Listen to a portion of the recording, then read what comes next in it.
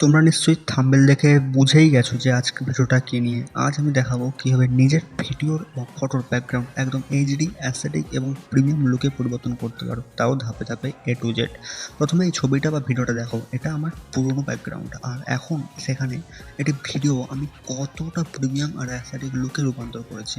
এই ধরনের ব্যাকগ্রাউন্ড তৈরি করার জন্য আমাদের ক্যাপকাট অ্যাপ ব্যবহার করা জরুরি, কারণ ভিডিও ফটো ব্যাকগ্রাউন্ড পরিবর্তনের জন্য ক্যাপকাট আমার মতো অন্যতম সেরা একটি অ্যাপ, কারণ এতে অনেক প্রিমিয়াম আর প্রফেশনাল টুল এফেক্ট রয়েছে। যদি তোমার ফোনে ক্যাপকাট ইনস্টল না করে থাকে তাহলে ভিডিও ডিসক্রিপশানে দেওয়া লিঙ্কে ডাউনলোড করে নিতে পারো।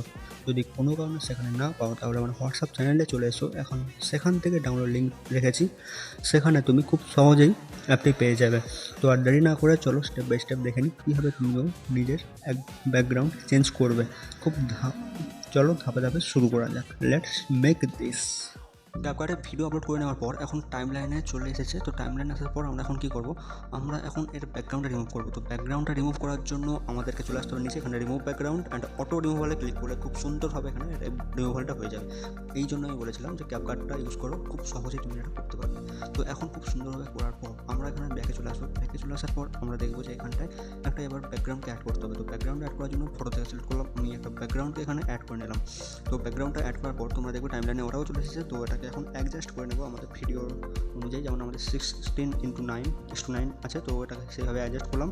এখন কী করবো, এটাকে আমরা ওভারলেতে নিয়ে আসবো আমাদের সাবজেক্টটাকে, মানে আমাকে এবার ওভারলেতে নিয়ে আসলাম। তো আমি এর উপরে চলে আসলাম। তো এখন কী করবো না, আমাদের ব্যাকগ্রাউন্ডটাকে রিয়েলিস্টিক লাগানোর জন্য এটাকে আমরা কী করবো, ওখান থেকে অ্যাডজাস্টে গিয়ে আমরা ব্রাইটনেসটা একটু কমিয়ে দেবো। ব্রাইটনেসটা একটু কমিয়ে দেওয়ার পর আমরা একেবারে লাস্টে চলে আসবো। এখানে দেখো ভিক রেটটা আছে, ওটা একটু বাড়িয়ে দেবো, ওই যে 29 অ্যান্ড গ্রেডটা 67 বা 68 অবধি নিয়ে নেবো। আমি 68 অবধি নিয়ে নিলাম। তো এটা করার পর তোমরা কী করবে, এখানে ওকে টিক করে দেবে। ওকে। তো এখন কী করবো, আমাদের সাবজেক্টটাকে একটু ব্রাইটনেস করতে হবে, কারণ সাবজেক্টটা আমাদের সামনে আছে, তো ওটাকে মেন রাখতে হবে। তো ওই জন্য ব্রাইটনেসটা একটু বাড়িয়ে নিলাম, কন্ট্রাস্টটা একটু বাড়িয়ে নিলাম, স্যাচুরেশনটা একটু বাড়িয়ে নিয়ে আমরা এখানে ওকে করে দেবো। আর ফিল্টারটা এখানটায় 4K করে নেবো, ঠিক আছে? কারণ তোমরা জানো যে ইউটিউবে যখন ভিডিও আপলোড করা হয় তখন একটু হয়ে যায়, ডাল করে ওরা ভিডিওটা আপলোড নেয়। তো আমরা এটাকে করে নিলাম। এখন তাহলে ফাইনাল রেজাল্ট দেখি, তাহলে চলো।